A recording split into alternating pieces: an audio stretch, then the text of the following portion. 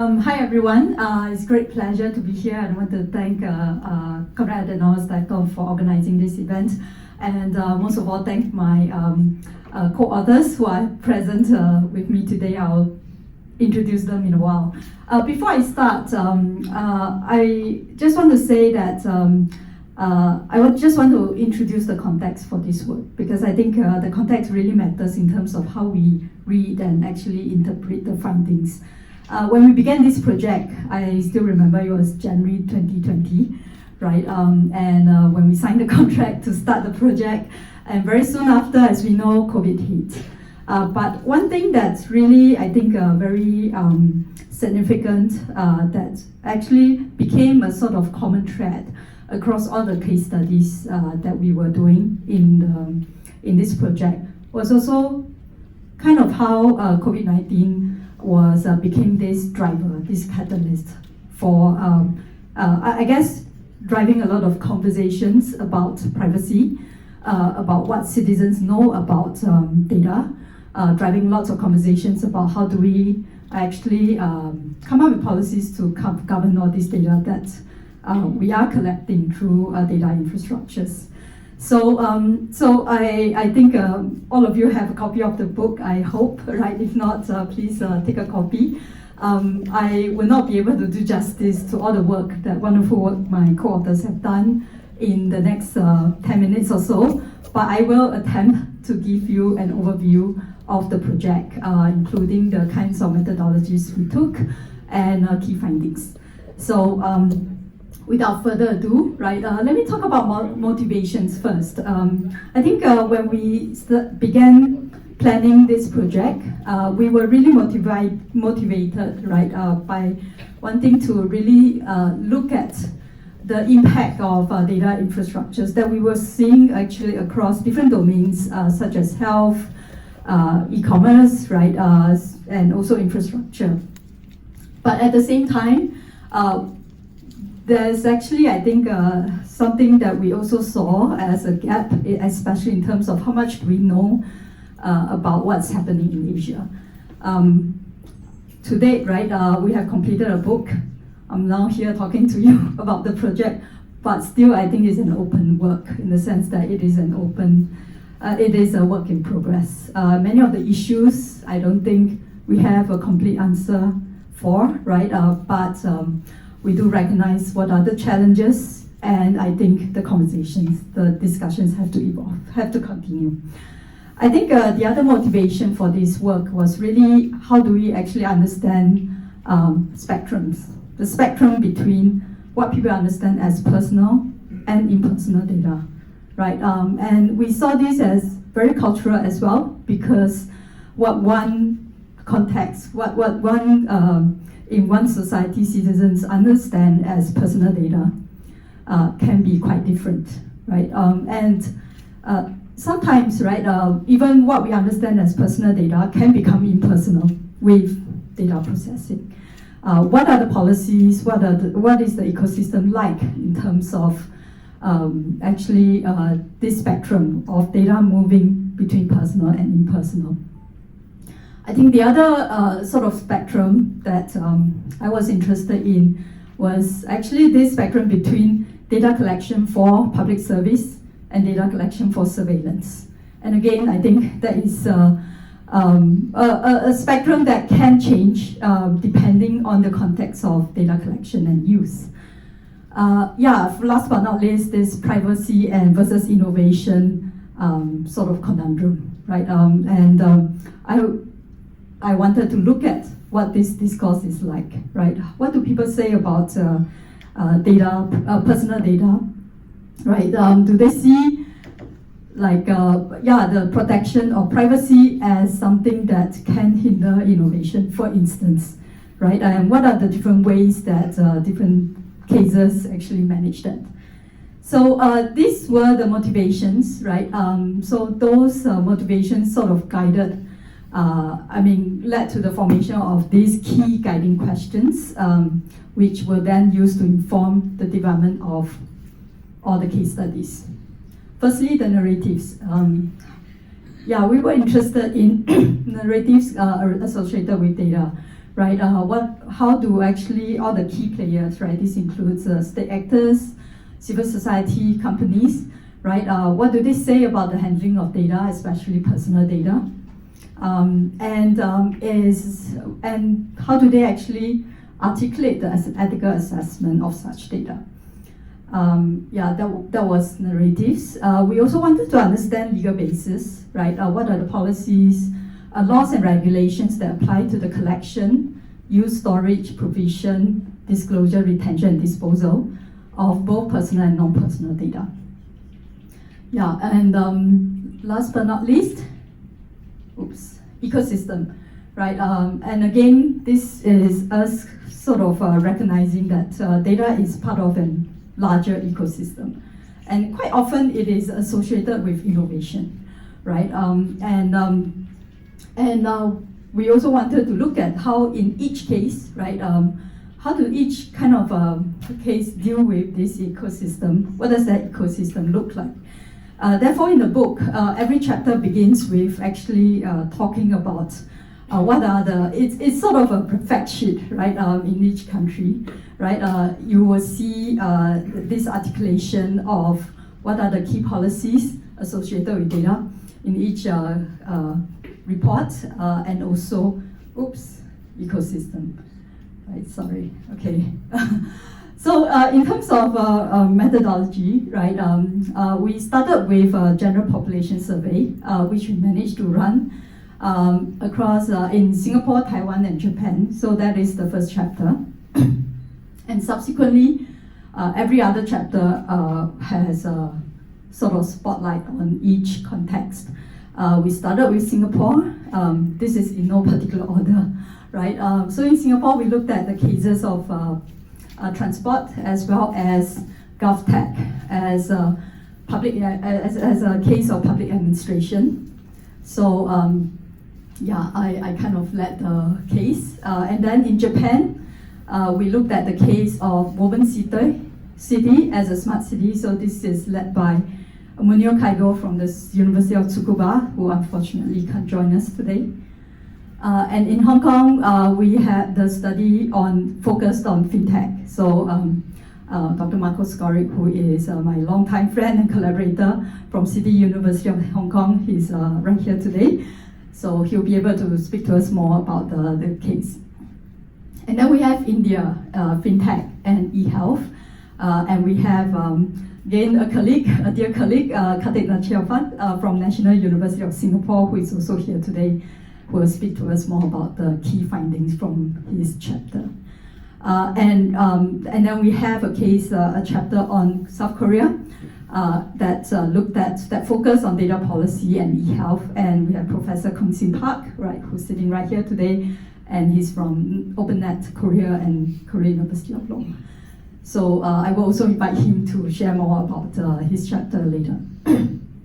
And then we have Taiwan. So in Taiwan, we actually focus on e-health and e-government. So unfortunately, Tricia Lin can't join us today, but yeah, she wrote the chapter on Taiwan. And last but not least, we have China, right? In China, we also focus the cases on data policy and national security, and we have Dev Lewis from Digital Asia Hub, right, who will talk to us about the cases in China, featuring the cases of DD, choosing, and so on. So some key findings. How are we doing on time? 2 minutes. Okay, right. So some key findings. I'm being very selective here. I think this is interesting. So what you're seeing here, for instance, is a key finding from the survey, and I think what this shows is just how differently, right? I'm not sure what's going on. How differently citizens can respond to issues associated with this data disclosure, including like any kinds of misconduct associated with identity, right? Personal data associated with their medical records and so on. We also have findings about data handling, right? And I think this is interesting because what this shows is that the citizens trust that governments would handle their private data more adequately than companies, right? It's quite reflective of general trust in government. So I think this is somewhat interesting as well. And there were also kind of differing responses in terms of who is responsible for data privacy. So yeah, the chapter on, the very first chapter in the book will share more about these findings. Yeah, in the interest of time, right, I will not go through everything, but the key findings on the cases, I think I will just pick a couple of them to respond to, right? I think, yeah, the value of data, right, for instance, mostly associated with personal economic benefits, or for public service or admin, right? But this also drives a lot of concerns about privacy and surveillance. And we observe a variety of policy responses. This includes setting limits and boundaries using GDPR principles, such as purpose limitation or data minimization. But I think what's also interesting is, in some cases, right, we see different forms of data citizenship, where citizens are accorded some controls or some inputs or say about what kinds of data you can collect about me and what you can do with them. Yeah, last but not least, I think I've mentioned the last point, right? COVID-19 being a major normalizer, right? Especially with the development of growth in data infrastructures across all contexts, and some are much more visible than others. I think the current challenge is really how to grapple with how many of such data infrastructures will be deployed in a, should I say, post-pandemic, right? Do I dare? Right? Post-pandemic era, right? Alongside broader privacy and ethical questions. And another related finding, which I think is really important, is just how innovations tend to outpace regulations as well as users. And this was something that we also noticed across all cases, right? Because there would be, for instance, inconsistent privacy attitudes. Citizens, on one hand, can actually express a lot of concern about their privacy, but so that reflects their attitudes, right? But their behaviors may not actually be aligned with that level of concern. And I think another related point to this is just how privacy is also cultural. So this can introduce challenges, especially in terms of identifying what are concrete gaps and what are the concrete engagement that we can introduce in terms of addressing these data literacy gaps. So with that, I think I conclude. This is my email. Feel free to send me an email if you have any questions about the study. And I'd like to now invite my fellow co-authors, right, on the floor. Please join me, and we can start the panel discussion. Thank you.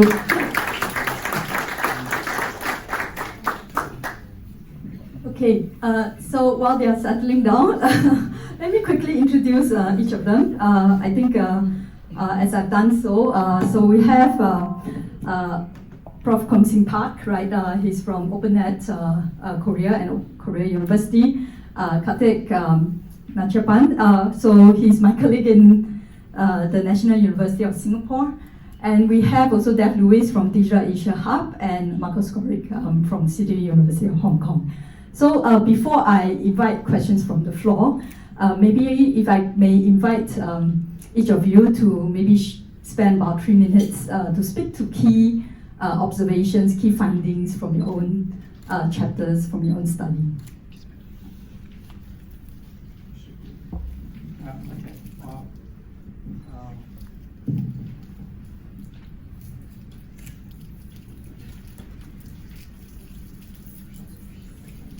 I think my main focus was the friction or the friction or conflict between privacy and innovation. From innovation perspective, data is good. Data is an enabler, and data is not the new oil. Data is better than the oil because it does not come in limited supplies. It can be shared by unlimited number of people, and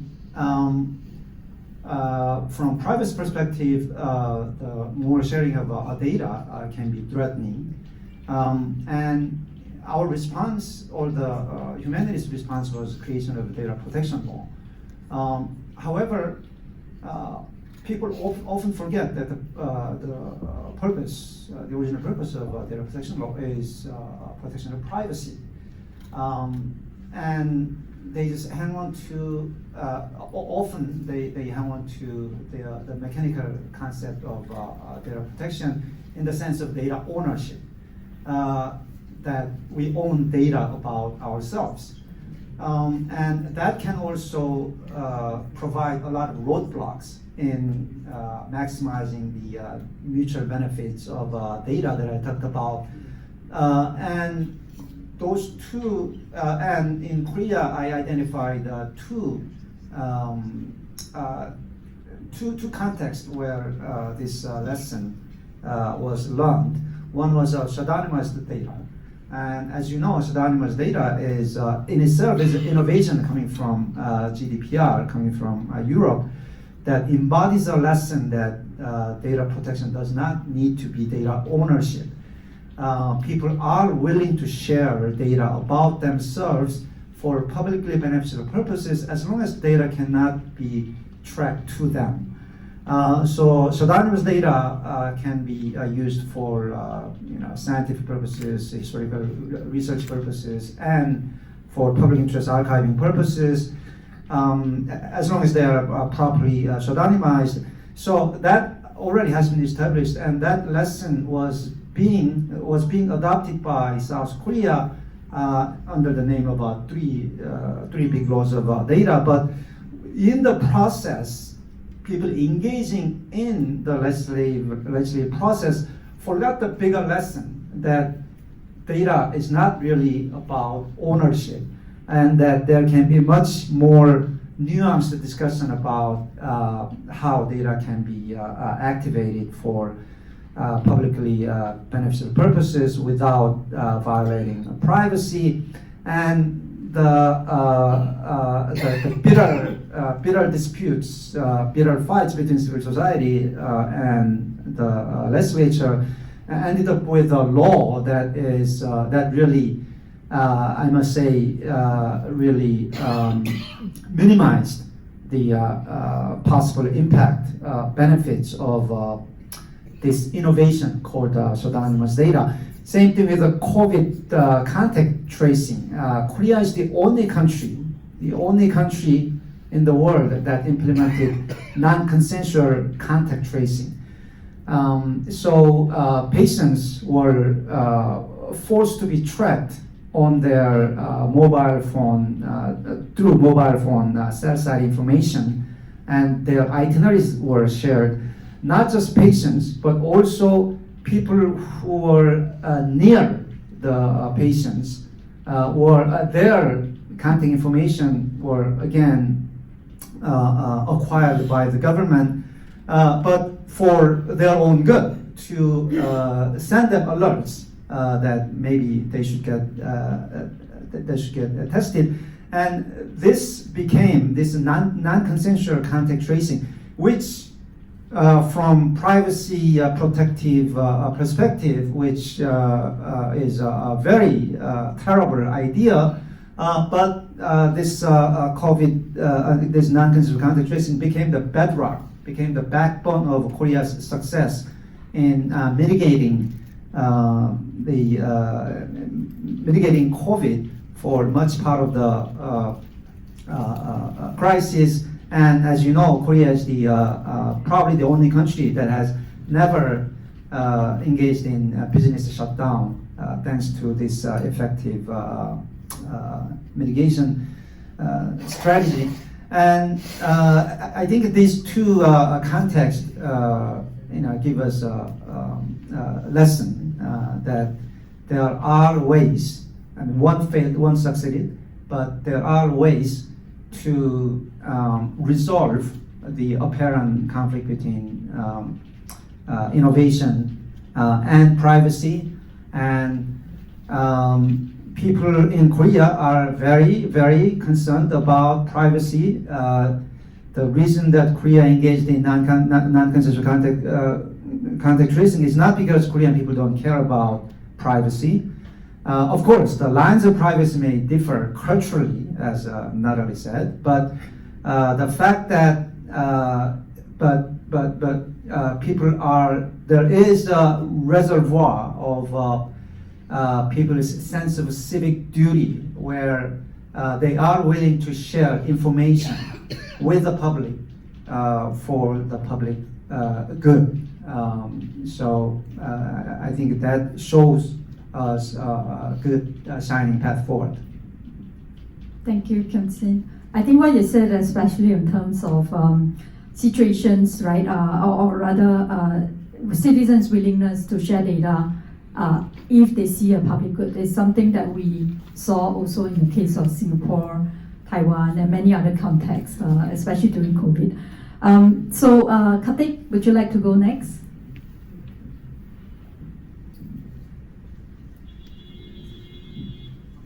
Hope it's working. Oh, great. Well, thank you so much. Thank you for the invitation to speak here, and thank you for including me in this project. So this was an interesting exercise for me because when I started this project, when I started thinking about data in India and data governance, what are some of the dominant narratives around data, how the state is thinking about data, how citizens are using data, what kinds of data cultures exist. So this was good to kind of get a sense, and speaking to a lot of the experts from Singapore, because we couldn't travel there. So it was just a good to kind of also compare what's happening here in terms of data and what's happening in India.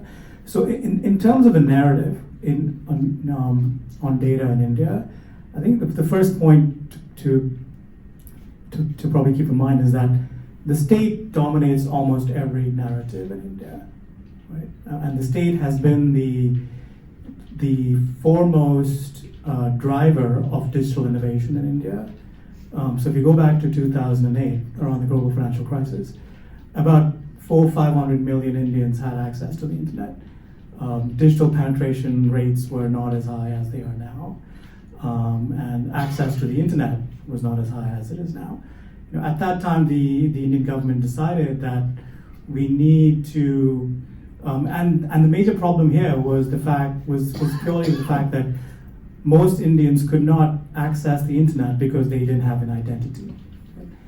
And getting them a digital identity was the fundamental aspect and point and driver that would get Indian citizens online, that would get them to communicate with each other online, that would get them to exchange, to transact and operate in different kinds of commercial activities with each other online. So what the Indian government did was it created this massive biometric digital identity database called Aadhaar. And through Aadhaar, almost 1 billion, in fact now it's more than 1 billion citizens, got a digital identity. And that was the initial driver through which they could actually not just get a mobile phone, but have some sort of access to the internet, right? And that was the kind of initial step, the initial driver that has facilitated most of the digital innovation that's happened in India since then. And thereafter, what you've seen is as more and more people got online, as more and more people started using the internet for different kinds of activities, the Indian government decided that we can actually use various kinds of digital infrastructures to solve development problems, right? Whether it's in finance, health, agriculture, transport, retail.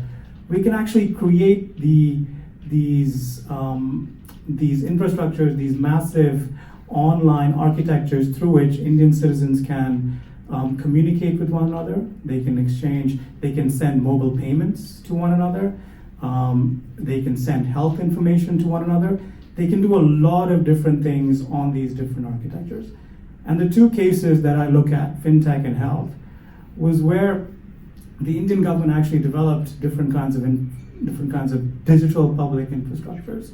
One is called the IndiaStack, which is kind of famous now across Asia because it allowed Indian citizens to financially transact with one another, send mobile payments to one another, and that happened because they now had an identity.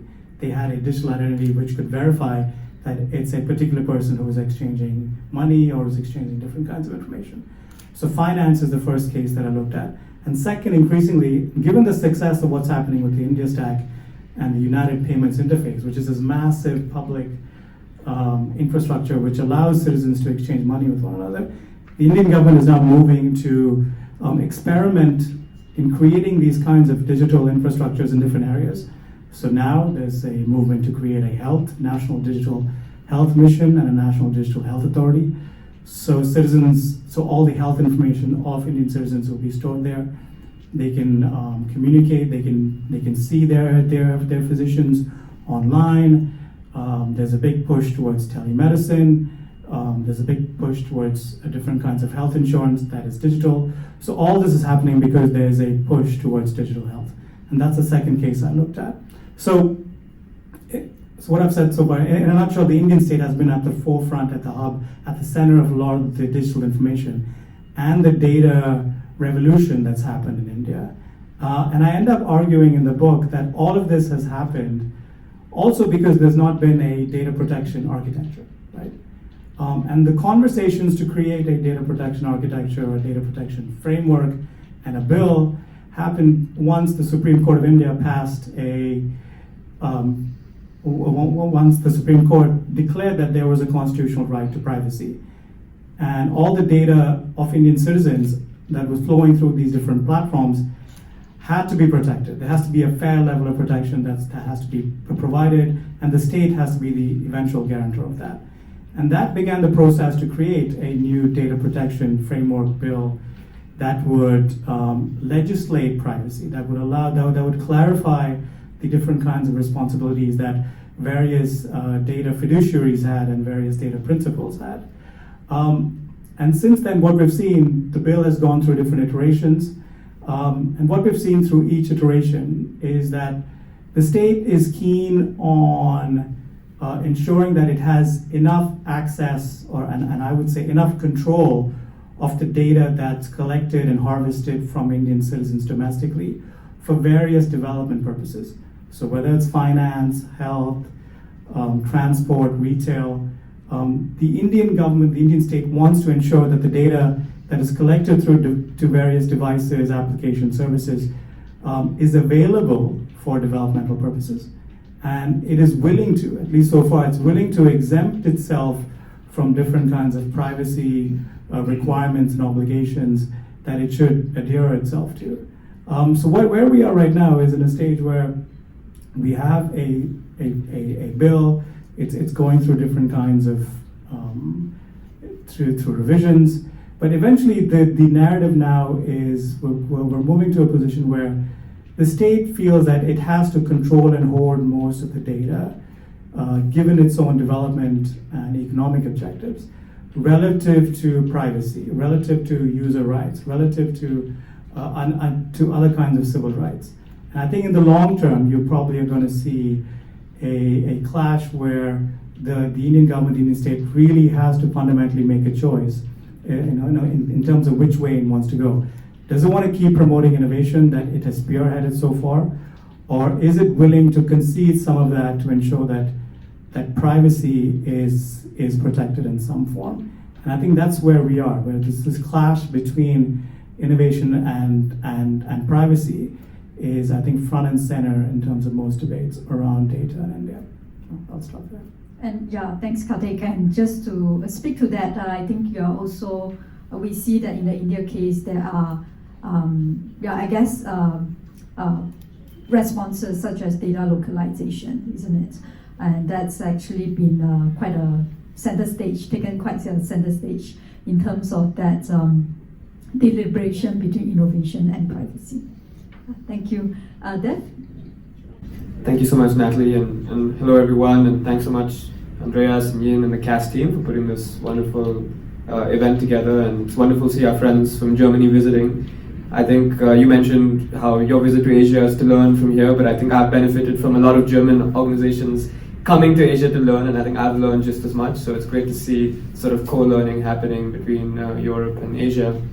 To go off KS and Karthik sort of looking from South Korea and India, so my report looked at China, and specifically looked at a lot of the changes that are happening there. I know China is always a fun subject to talk about because there's been a lot of action in the last 12 to 16 months, and regulations in the policy space, especially around data, has been very active. There's been 3 major laws that have come into place. Essentially, since I started writing the report until the end of it, there was the data security law that came into place mid last year, and then there's the personal information and protection law, which is more privacy-oriented law that came in place towards the end of last year. And there's been so much happened that when I knew the event was today and I looked up, I'm like, okay, let me see all the updates that have happened since I wrote it, and I hope I don't look too foolish.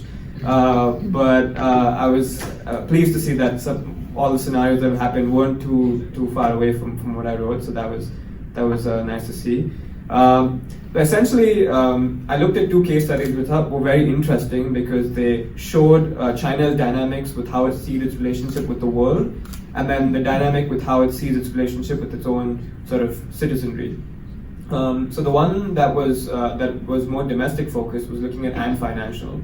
So some of you may be familiar. Ant Financial is an affiliate of Alibaba, founded by Jack Ma, and it is China's largest payment network, mobile payment network, with handling close to about 600 to 700 million people sort of payment data, and I would say Alipay and Alibaba have more insight into Chinese consumers through that data than any other person in China. That includes, Chairman Xi Jinping, because of the sort of value that data has.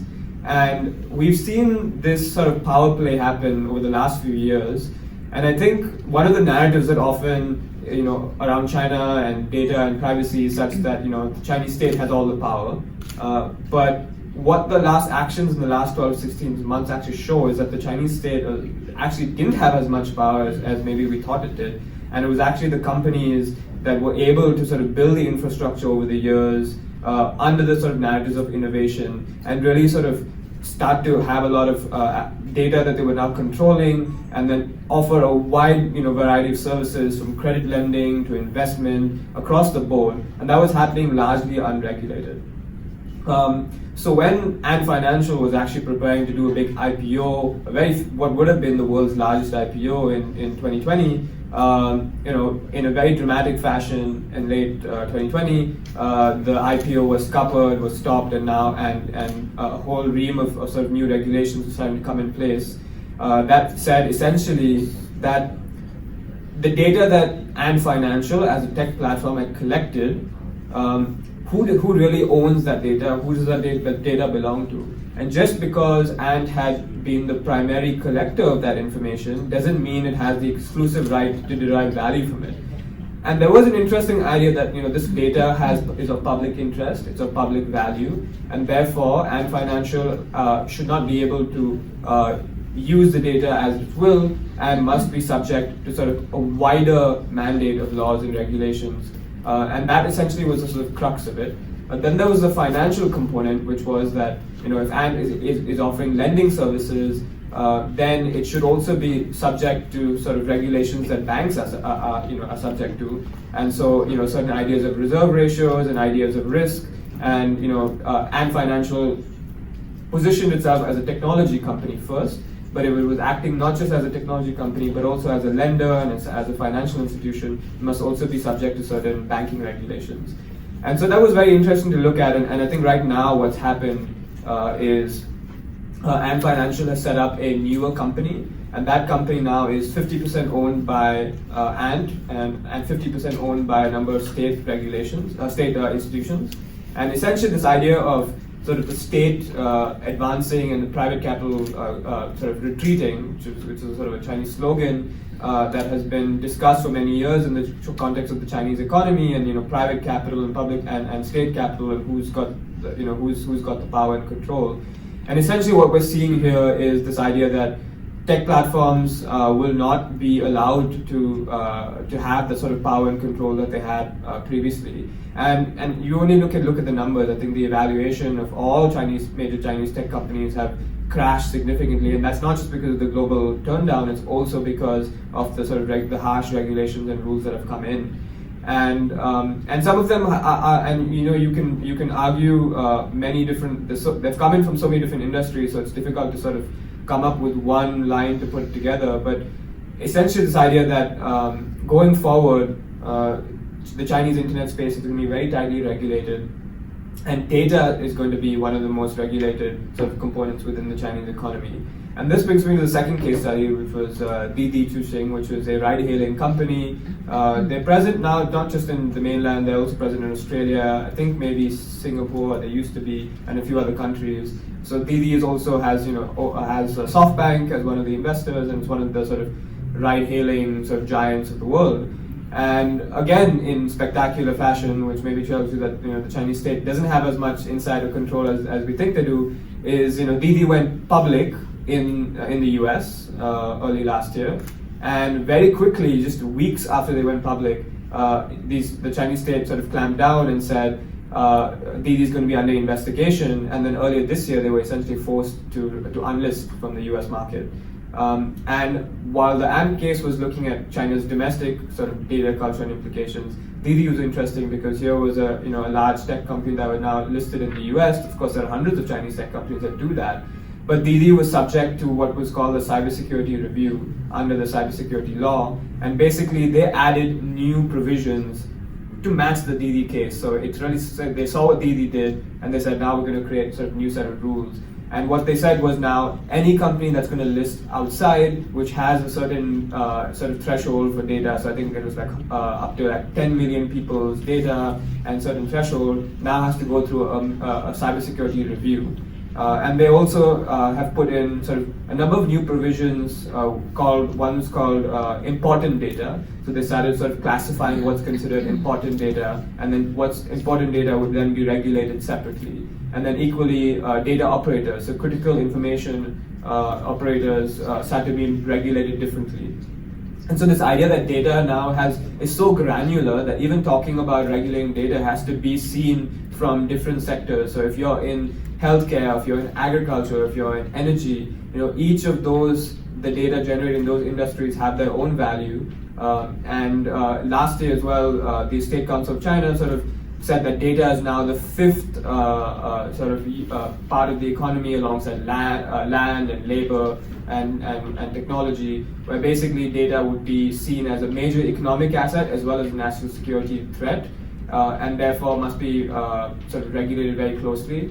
And because China is among the largest tech platforms, I think it's interesting to see how these regulations form in China. Because even though we often make a sort of regime-type comparison of democracy versus an authoritarian state, are they even applicable? I think if we move beyond the political systems and the ideologies and just look at the kinds of sort of granular levels of data, of regulations and laws that are coming into place, I think it's interesting to see how you're looking at data as both an asset to derive economic value from, as well as something that's a potential security threat, and then actually creating regulations and rules that actually will regulate algorithms or regulate data at a very specific level to make sure what data leaves the country and what doesn't. So I think we're entering a new era, definitely, as far as globally is concerned. All countries and around the world are putting in new laws and regulations. I think with the EU, the DSA and DMA, which came in place earlier this year, is sort of setting new precedent on how tech platforms are going to be regulated. And I think looking at the data security law in China is certainly going to be an evolving space where we're going to see more case studies. But it was fascinating to look at Didi and Ant in the last 12 to 16 months and how that case study has evolved, because I think it really reveals the kind of culture that we're going to be seeing globally going forward. So I'll stop at that, and hopefully we can continue the discussion. Thank you, Dev. When I was following your work, definitely very interesting too. Actually, look at what China is doing, right, and how they are responding. And also, actually, I think when I was reading your chapter, how data has become a kind of language as well. Thank you. And Marco? Yeah, Deb, thank you very much for touching upon the Alibaba case, because it was one of our cases as well. We were studying because the IPO was planned to be offered in Hong Kong, and we are one country, two systems after all. It's a fascinating case because there were essentially two explanations why it happened. So imagine the largest IPO in the history of the world, done by a relatively obscure financial arm of a very large tech company, right? So there are many explanations for what happened, but I think two are interesting. One is, I think, national security issue, which is this IPO was oversubscribed by, I forgot how much, maybe 150, 200 times. So you're looking at $1 trillion US event, which could potentially crash any economy. So, this is definitely something that's worth investigating, as in 150 times oversubscribed IPO, mostly based on leverage. So this was when the IPO was scrapped. It wasn't a victimless crime, so to speak, because people took loans from banks to invest in IPO, which did not happen. They still have to pay the loans, right, and the interest on the loans. So we're looking at probably millions, if not billions of dollars of losses for people who wanted to get rich on IPO. So one explanation is this is a prudent response from governments. It doesn't matter what kind of government. I think you're right about that, whether it's authoritarian or not, to prevent potential, financial cataclysm in the markets. The second is that simply the businesses, the techs have gone too far. The techs have become too big and perhaps too self-important and self-indulgent. Around the same time, Jack Ma disappeared from public view for a while. After supposedly making some comments at a business forum, he did make those comments, and they were negative, criticizing state regulators, etc. So it could be a personal thing. It's like you can't say these things in a country like this, or you have simply grown too much, too fast, so that you are threatening this state. And I think in some ways both are right. And Financial Now works with the government very, very much so, and they're also going to invest in Hong Kong specifically for education, fintech education. So suddenly a barking dog has become a lap dog, so to speak, and it is what it is. It's the difference that a day makes. A day is, unfortunately for us, everyone in the room, is 2 years because of COVID. So this day lasted 2 years for us. So this is one insight I think that's important. The second one is about privacy. Hong Kong is a very small society. Physically small. We have about 7.3 million people, but we are kind of very densely populated, which means what you do and who you do things with. It used to be certain expectations about privacy. COVID came, and then slowly, there was more and more regulation, contact tracing, very heavy contact tracing. I am, by the way, still under contact tracing. When I land back tomorrow, for 3 days, I will not be able to, have a drink, have a meal, go for a swim. None of these, go to the gym, none of these activities for 3 days. So let me just briefly tell you how we came from a society that values privacy a lot, that uses cash a lot for transactions. I think Hong Kong uses more cash than before in transactions. So you're talking about a society that's small, where it has a common law tradition, very different from most societies in the region, and that suddenly you are forced to basically log in when you go to take a leak. I'm not kidding about this. You go to a shopping mall, you're supposed to scan. You go for a drink, you're supposed to scan. So initially, people said, "Oh, this is nonsense. I'm not going to comply," because the government left a loophole, which is basically, "Oh, you can leave. You can just use a paper and pencil and just leave your sort of contacts." Of course, it's not going to work. And initially, everyone was leaving just pieces of paper, and you can't do anything with these pieces. Then suddenly, government says, "No, we're going to use this," and then people said, "Oh, this is unacceptable. This is stupid. Whatever." Well, then you do what governments do. You close restaurants and bars. to people. And then, of course, in the case of Hong Kong, you also close spas and gyms, and people comply. That's it. You know, if you want people to comply, just close the restaurants. I mean, this is the big news for Hong Kong. Now everyone's compliant. Of course, there is some ways to sort of hack the system and all that, but the tickets that they give for non-compliance are draconian. You know, for stupid things like, you know, you forgot to scan when you're drinking coffee, that's about 600 euros. And of course, it's not enforced widely, but it's kind of a signpost to say, hey, you know, you should do this. It's ridiculous because we are wearing masks everywhere still. At the same time, of course, as soon as you eat, you take it off, and it's absolutely packed and crowded places. So a lot of these things don't necessarily make sense, but it shows about, you know, privacy attitudes, how they could be quickly changed, because people have their own privacy sort of metric. What we kind of dug through our surveys and our interviews is that people do have a certain calculus, a privacy calculus, even for ordinary transactions. When I go to a shopping mall, would I scan a code if I get, let's say, 2% off of transactions? Well, it depends what I'm buying. If I'm buying bread, the answer is no, I'm not going to bother. But if I'm buying, let's say, a Louis Vuitton bag for my spouse, well, that kind of makes sense, 2%, yeah, sure, why not, you know, or if I'm going to get free parking. For free parking, people will do a lot of things, especially in Singapore and Hong Kong. So that's my message. These things change. I mean, one constant thing about, I guess, you know, Hong Kong and Singapore to a certain extent is change. Right now, we're back in a saddle, and we are trying to compete with each other in a good way. Singapore and Hong Kong are now back in the saddle, competing in the fintech area. We're actually kind of scheduling physical events so that they overlap. I mean, I love that. You know, we need more competition, but in a good way. So I think we're probably going to go with retail investors. I think it's also fascinating because you have to think about that basically crypto is banned from China. And the interesting thing about crypto, if you're following these things, is that, you know, China was, I don't know, 30-40% of the hash rate for Bitcoin before it was banned. It went to 0. Now it's back to 20. It's still banned. So someone is mining over there, right? Now, whether they're mining through VPNs or how they're doing it, I'm not going to comment on that.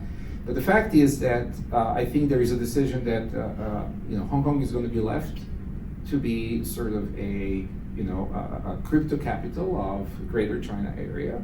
And since we have a common law framework, you know, we have easier ways to deal with some of the regulation. And we're going to probably be more crypto friendly than even Singapore, which is very interesting. At the same time, of course, we have done certain due diligence, I think, in the past. For instance, they have something that I personally like a lot as an educator, which is a sandbox idea that the companies that are innovative enough to deserve to be sort of attention from the government, they get a little sandbox to play, like a little framework or, you know, a little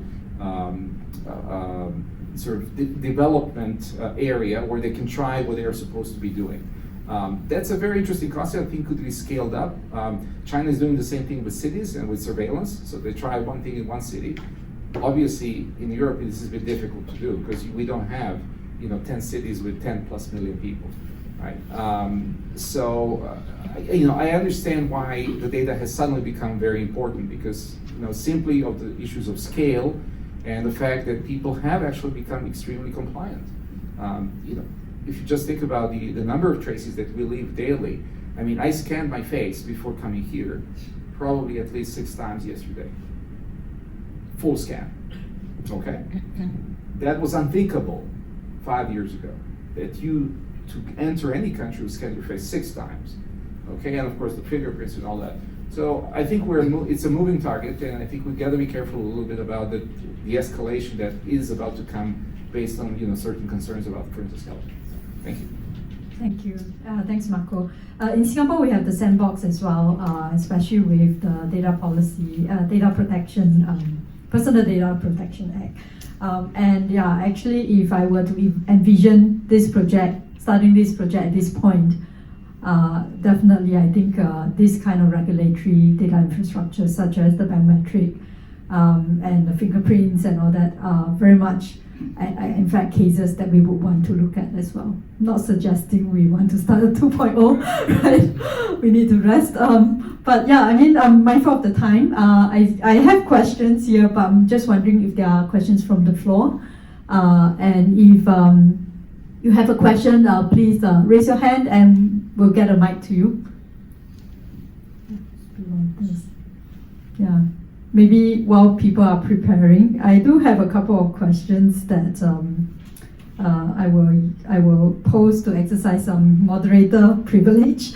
I think one thing that's actually very, interesting for me, working across all the different cases and on the survey, is actually beyond these narratives of how the state, how industry actually drives a lot of the innovation and actually data protection policies inside, actually initiating a lot of these conversations. One thing that's actually of great interest to me is also, I think, how everyday citizens actually navigate the complexities, the concerns, the demands that's actually that are kind of sort of introduced to them very rapidly, right? Sometimes in their everyday life. So I'm very interested to hear your take, right, in terms of how citizens actually respond to them, right? What are the challenges, and from your vantage point, right? And what are some, I think, creative resilience or creative solutions to actually overcome some of these changes? Maybe anyone can respond to that. Jeff, thanks. Thanks for the question, Natalie. I think I'll latch on to the word that you used a lot. I think we've heard a lot today, which is narratives. And I think when we talk about technology and narratives of progress and leaping forward and moving ahead, I think often as an average citizen, you are bombarded with information, often which you have very little control on, especially if you're using, social media platforms, and essentially driving this narrative that digitization is objectively, unquestionably for the better, and that your life is undoubtedly improving. And this idea of moving even further online, whether it's on the metaverse or whether it's on a social media platform, this idea that this is progress of modernity, and this is something that we all desire. I think these sort of narratives, which are often promoted, like you mentioned, by tech companies or even government, I think it's interesting to sort of question them and push back on them, but I think it's very difficult. And what happens is then you sort of have this loop where people assume that these are the sort of eventual logical next steps and essentially accept certain solutions. We talked about having a face scan 6 times. Was it like, is this the sort of future that we necessarily want for ourselves?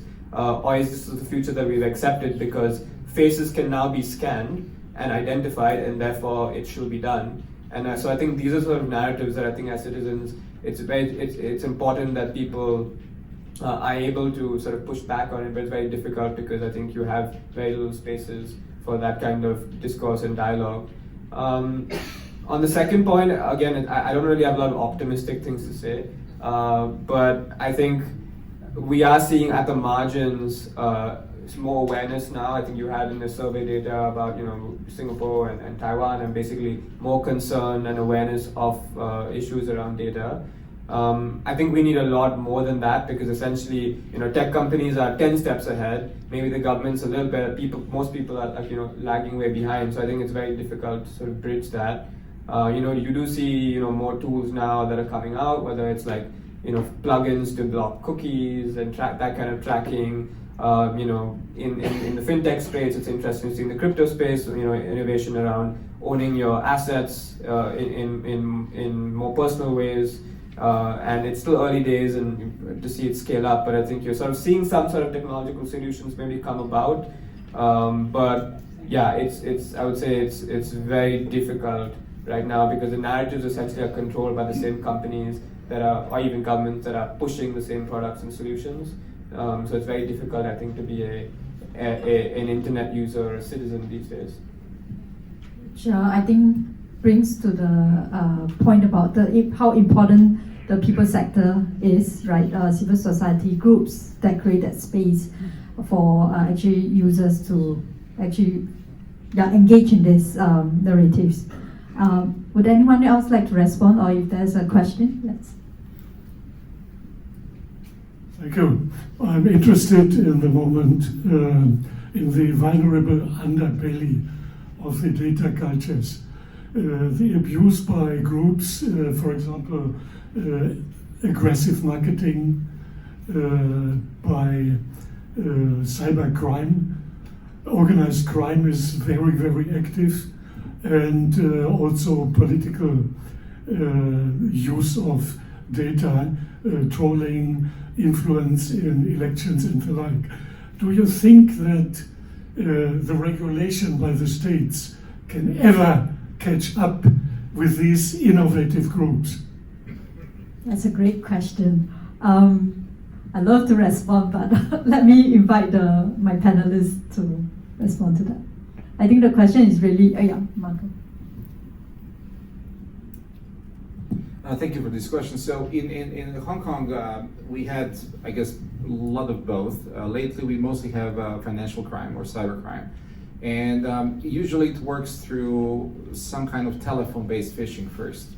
So someone calls you and says, oh, you know, we're doing some investigation. We're from the police, from the China police. We have to investigate, blah, blah, blah. And then you see that this person, who is, let's say, a colleague like, mine from university, or a student, even better, has transferred something like 10 million euros from his account to some random account in China. Now, first of all, I don't know how many students you know who have 10 million in their accounts. Okay, so there is something fishy to start with. So I think what this is basically happening is that there is data leaking from the bank, because you can't steal from people who don't have money. And stealing from people who have money and who are ready to transfer for the sake of investigation means that there are layers of criminal activity here. So it's criminals stealing from other criminals, for instance. In Hong Kong, when it comes to this kind of very aggressive marketing, basically spam, the telephone companies have taken sort of a very active role, and they give me, for instance, my company gives me a weekly log of how many calls they've sort of pushed back. So my phone didn't ring. Okay, so they intercept the call before it rings and says this is some marketing spam. We're not going to allow that. And it's true. For instance, compared to a year ago, where I was getting probably one a day, now I get maybe once a month. So that means that they realize that there is law against it, but implementation is so difficult because especially for phone marketing. So what they do is usually they call older people and try to scam them into something that's relatively simple. But if the phone companies are now becoming more active, that's fantastic because that's basically some kind of regulation from the industry sector. So just an experience from Hong Kong. I think for me, in Singapore, the laws, I think, are constantly trying to actually deal with it, right? We've actually, but I think, in response to issues like online harms in Singapore, there is a code that's actually just recently been introduced to deal with the issue of online harms. But my sense is that even the lawmakers are aware that the regulations themselves and alone cannot wipe out that issue. Really takes a whole of society to actually deal with it. So I think that's where we are, in terms of Singapore. I'll just make a quick plug-in to say there's a show on Netflix. It's called Jamtara. It's an Indian show, and it actually documents a village in northern India where majority of the phone scams happen. It's a great show, and if you watch the show, you will not come up with, basically government and the phone scammers are sort of usually in tandem because there are a lot of people who benefit from these kinds of schemes, and it's very interesting to see how the sort of cat and mouse games play out. It's called Jamtara, and if you watch that show, I don't think you will sort of think that regulations are going to do much to actually prevent this kind of cybercrime. I think the challenge is really it being very transborder, right? So someone may be influenced, right, from their computer by an operation that may be located somewhere else completely. And I think the additional challenge is that a lot of these platforms, I think it comes back to Dev's point about ownership, right? A lot of these platforms the data, I mean, the platforms actually collect the data. They're not necessarily shared. So even when we're trying to, I think, deal with these issues, we have to also kind of articulate what can be shared. What is necessary to be shared, what kind of information that can be shared for us to deal with the problem while also protecting the privacy of the individual users. I think that's a challenge. Karthik? Yeah, no, that's a great question. I think the other challenge is not just regulation, but across Asia, most of governments are not organized well enough to deal with the digital challenge. So just an example, in India, the Ministry of Electronics and IT is responsible for all matters related to data, right? But on the question of cybercrime and e-commerce, that's dealt with the Ministry of Commerce and a couple of other ministries. On issues related to cybersecurity, again, that's split across multiple ministries. Home Affairs, the Ministry of External Affairs has some responsibility now. The Ministry of IT does undertake some functions. So when you have, when the digital portfolio or the responsibilities of managing data, the digital economy are split and fragmented across different ministries and institutions and agencies, it's going to be even more difficult because a lot of these institutions are siloed. They don't really talk or communicate with one another, especially in a developing country context like India. And I think that's going to be even more challenging, not just without a law, but even once you come up with a law, to clarify whose responsibility it is to enforce the law, right?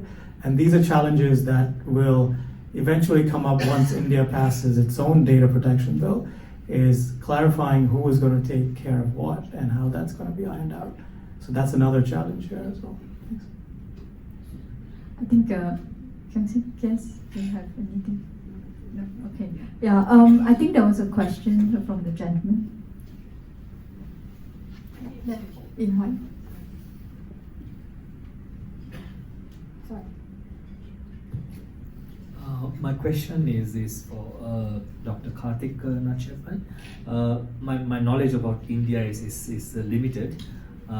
With that, may I ask this question? Two questions. One is dealing with literacy, both digital literacy and also the literal literacy.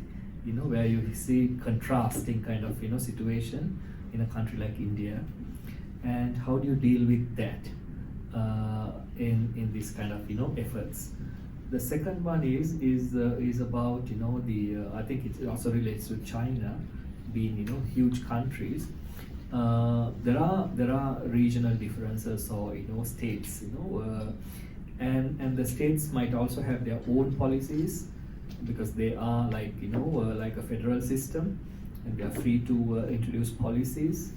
And how do you kind of I just skimmed through the report and it's more like a kind of a national picture that you're painting, and how does the national kind of the macro situation captures the regional kind of the smaller units, the aggregation, and also do you see any kind of gaps?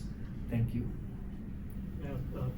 Thank you for that. In terms of digital literacy, I mean, the interesting thing was when I was doing a lot of interviews for this project, I was talking to experts on consent, and repeatedly each of them told me was that even though we're living in a developing country context, and most citizens who are actually using phones, who are sending payments across phones to one another, who are communicating on WhatsApp and other kinds of platforms, who are buying things online, they are aware of the question of consent, issues of consent, even though they might not understand what kinds of issues are related to consent. They clearly understand that online they are providing their own information and data to different kinds of application services, government services as well.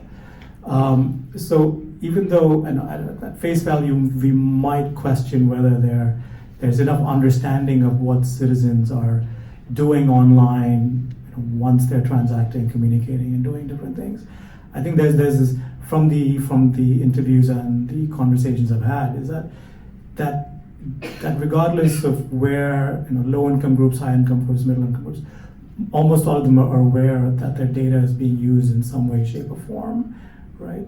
But what they care about, and this is also related to some of the conversations that's been feeding into the data protection bill, is that they really hope that the government will be able to resolve this in some way, shape, or form, right?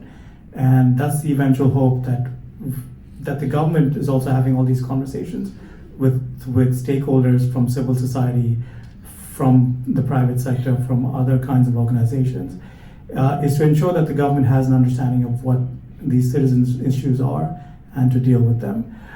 So in terms of literacy, there is a fair amount of digital literacy within the population.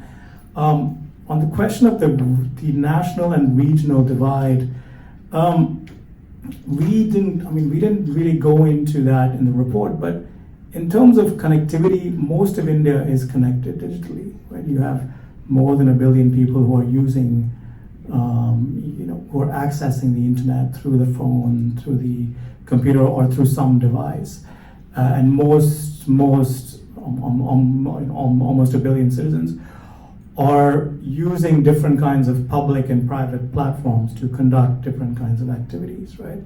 So I don't think there are many regional disparities in terms of digital access and digital use and how data is being generated. So that's something that's uniform across the country. I'm sure if you kind of dig deep, there probably are certain cities and centers where, like Bangalore, for example, where the volume and intensity of data use is much more than other parts of the country. But the story of India is that there is a digital data revolution that's been happening for the last 5 to 10 years. And the government is trying to come to grips with that in some way through different kinds of laws and infrastructures that they're trying to create, right? So it's more or less a national story with different regional variations, but I don't think you'll see that many differences. Yeah. Thank you. Are there any final questions? If not, I'm very well aware we have overrun a little. So I'd like to invite all of you to please join me in thanking my fellow panelists for joining us here today. And thank you for all your questions. I'd like to now hand over, so thank you. Thanks KS, Karthik, Dev, and Marco. So I'll hand over the mic to Yin. Thank you, Natalie, and the panel discussion. The insights from the authors. Thank you very much for sharing all your insights for the report. And I know that 90 minutes is not enough to discuss all the issues that cover in the book. So I hope that we arouse your interest to the topics, and you can find the answers, or you can continue to read our reports in the later time, or on your flight back to Germany. Thank you very much for joining us today. I hope you enjoyed the panel discussion, and I wish you a wonderful evening and a safe flight back home. Thank you.